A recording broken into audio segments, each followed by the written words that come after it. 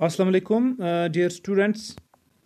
For class 10th, today we are going to study a topic. It's the impact of globalization on Indian agriculture. This is our last topic of the chapter agriculture, which we are studying. Good. And today we will study what were the impacts of globalization on Indian agriculture. What actually globalization is? Globalization is it is the process of integration of people, process of integration of people. We can say companies, governments. The world has become integrated. Actually, world has become a global village. Good. There are no barriers today. Trade barriers are not there. So we can say that this is called as globalization. And what was the today? What we have to study is what was the impact of this globalization on Indian agriculture. Now, see first. Actually, globalization it is not a new phenomena. Especially when we talk of the India, it is not a new phenomena. Why so?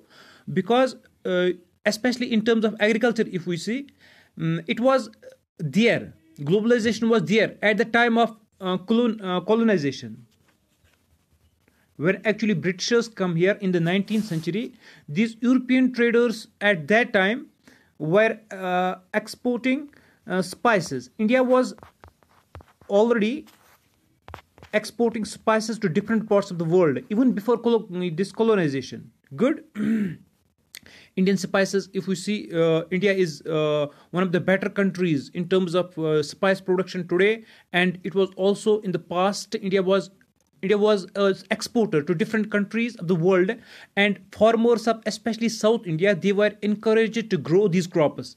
Till today, if you see, India is one of the important items. It is one of the important items of export from India.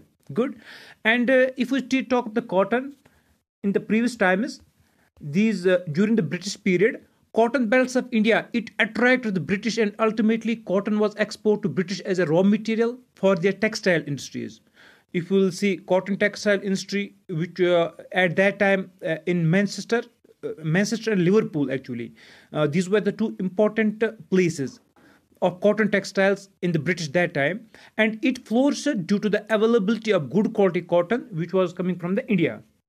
So we can conclude that globalization it is not new to India.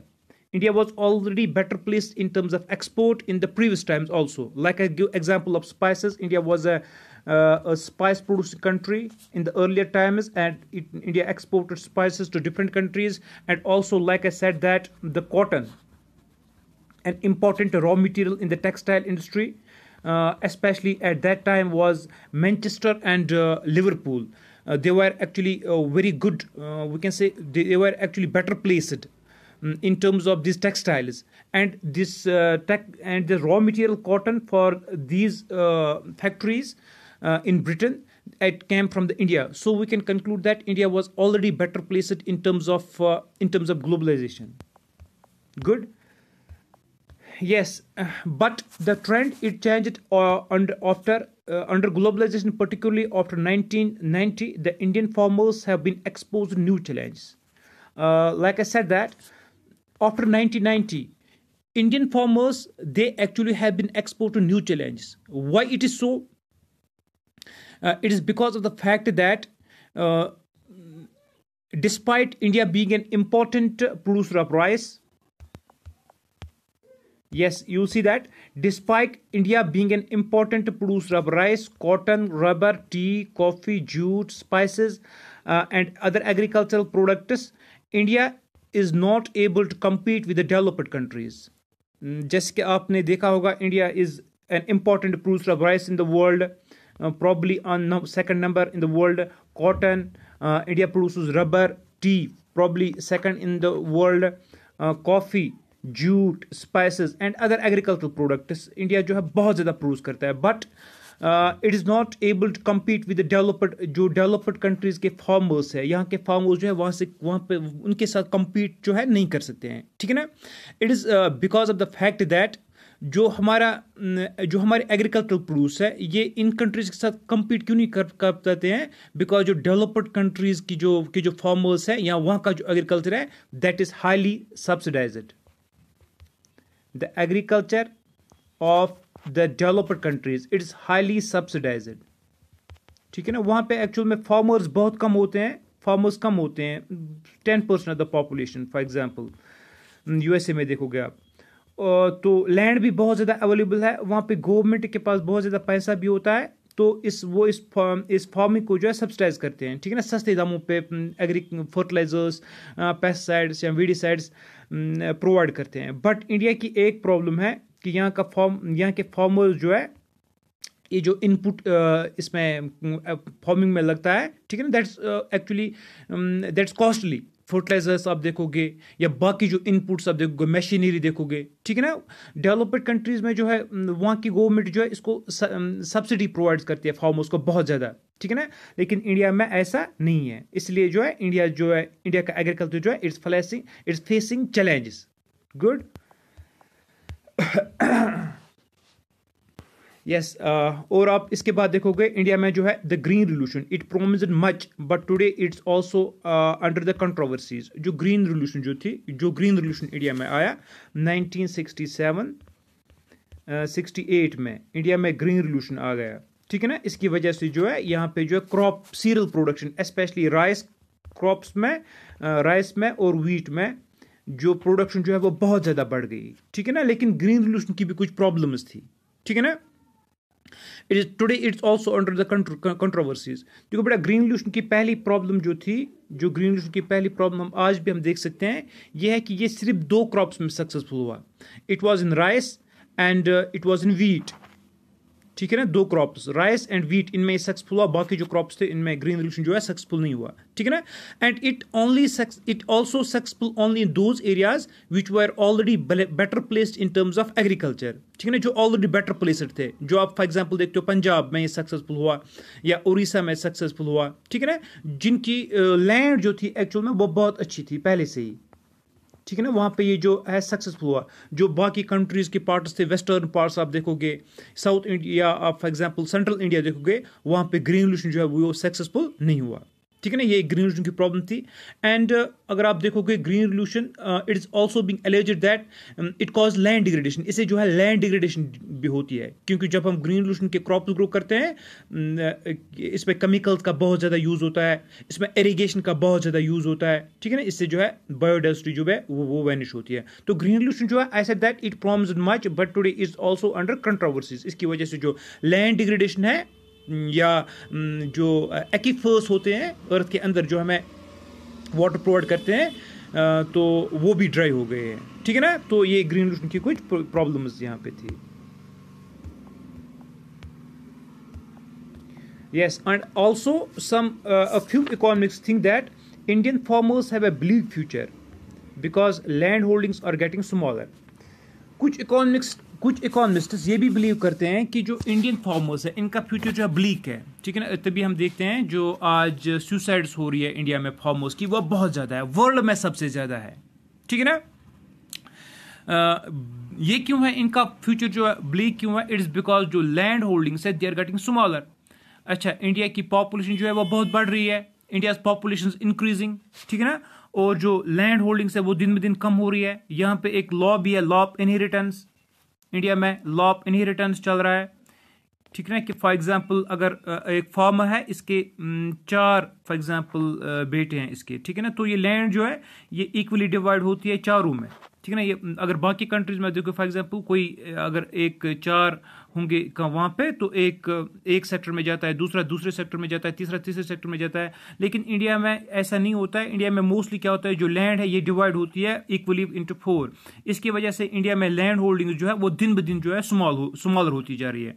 इसलिए India के जो सम economists है they think that the Indian farmers they have a bleak future, ठीक है ना, क्योंकि land holding जो है वो दिन ब दिन जो है वो स्मॉल होती जा रही है। गुड, ये एक मसला है इंडियन एग्रीकल्चर के साथ, ठीक है ना। और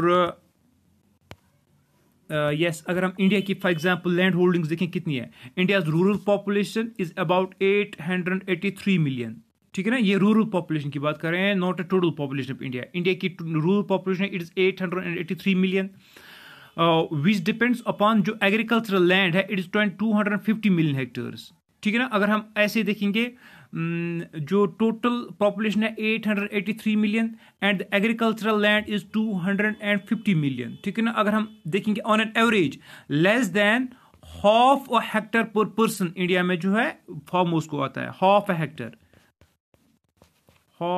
हेक्टर, ठीक है ना। आधा हेक्टर जो है एक फार्मर के हिस्से में आता है यहाँ पे, ठीक है ना। तो वो बहुत कम है। अमेरिका के फार्मर्स देखेंगे या बाकी यूरोपियन कंट्रीज के फार्मर्स देखेंगे, वहाँ पे लैंड होल्डिंग्स बहुत बड़ी होती है, हंड्रेड्स ऑफ हेक्टर्स होती है। लेकिन इंडिया में जो लैंड होल्डिंग्स ये बहुत कम है, because population is increasing, rural population भी बहुत ज़्यादा इंक्रीज होती है, और ये एग्रीकल्चर लैंड जो है ये दिन ब दिन जो है डिवाइड होती जा रही है। This one of the important problems in Indian agriculture, ठीक है ना।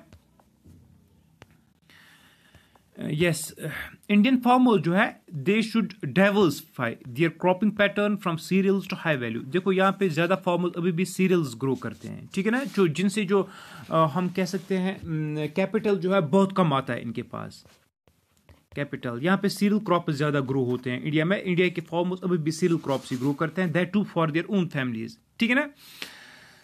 तो जैसे मैंने कहा जो कौन से सीरियल क्रॉप्स, राइस है, वीट है, मेज है, ये ज़्यादा ग्रो किए जाते हैं, ठीक है ना। तो Indian farmers they should actually, इसकी वजह से इनका जो इनकम जो है वो नहीं बढ़ रही है, ठीक है ना। इंडियन फार्मर्स जो है they should actually,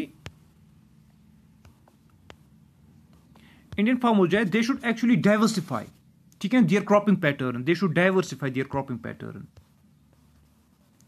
diversify their cropping patterns, ठीक है ना, from cereals to high value crops, from cereals to high value crops, high value crops. जो बड़े जैसे मैंने कहा सीरियल से इनके पास जो रिटर्न है वो बहुत कम आता है। तो हाई वैल्यू क्रॉप्स कौन से हम कह सकते हैं यहाँ पे, हाई वैल्यू क्रॉप जो है फॉर एग्जांपल फ्रूट्स है, मेडिसिनल प्लांट्स है, ठीक है ना, या वेजिटेबल्स है, ठीक है ना। स्पेशली जो है हॉर्टिकल्चर जिस हॉर्टिकल्चर से रिटर्न जो आता है वो बहुत ठीक ठाक आता है, ठीक है ना। तो यह हम कह सकते हैं जो मशीनाइजेशन है एग्रीकल्चर का वो इंडिया में अभी भी पूरी नहीं हुई है, मशीनाइजेशन ऑफ इंडियन एग्रीकल्चर वो नहीं हुआ है, ठीक है ना। तो ये कुछ प्रॉब्लम्स में मैंने आपकी बोली यहाँ पे इंडिया में जो प्रॉब्लम्स की एग्रीकल्चर की और इम्पैक्ट जो ग्लोबलाइजेशन का क्या हुआ इंडिया में, ठीक है ना। तो जैसे मैंने आपको यहाँ पे कहा कि इंडिया में जो है ग्लोबलाइजेशन का बहुत ज़्यादा इम्पैक्ट पड़ा। इंडियन फार्मर जो है they are not able to compete with the farmers of the other countries, जहाँ पे एक्चुअल में जो एग्रीकल्चर है इट इज सब्सिडाइज्ड, ठीक है ना। लेकिन इंडियन फार्मर्स जो है they are facing different problems, ठीक है ना। यहाँ पे आप देखोगे फर्टिलाइजर्स देखोगे आप, या इंसेक्टिसाइड्स देखोगे, पेस्टिसाइड्स देखोगे, वो भी जो है वो भी उतने मियार के नहीं होते हैं, ठीक है ना। और मशीनाइजेशन ऑफ एग्रीकल्चर का इंडिया में नहीं हुआ है as compared to other countries. Other countries में एग्रीकल्चर जो है बहुत मशीनाइज्ड हुआ है, तो यहाँ पे बहुत कम है, ठीक है ना। इसलिए जो है इंडियन एग्रीकल्चर में आउटपुट बहुत कम है। हालांकि इंडिया जो है बहुत सारे क्रॉप्स में नंबर 1 भी है वर्ल्ड में और नंबर 2 भी है, ठीक। तो इंडियन तो बेटा ये यहाँ पे हमारा टॉपिक जो आज जो लेसन जो है वो ख़त्म हुई एग्रीकल्चर। इंशाल्लाह जो नया वीडियो लेक्चर होगा इसमें जो है नई जो लेसन होगी या नया चैप्टर जो हम इंशाल्लाह डिस्कस करेंगे, इट विल बी अबाउट शायद मिनरल्स पे है नया लेसन, तो इंशाल्लाह वो डिस्कस करेंगे। Thank you very much.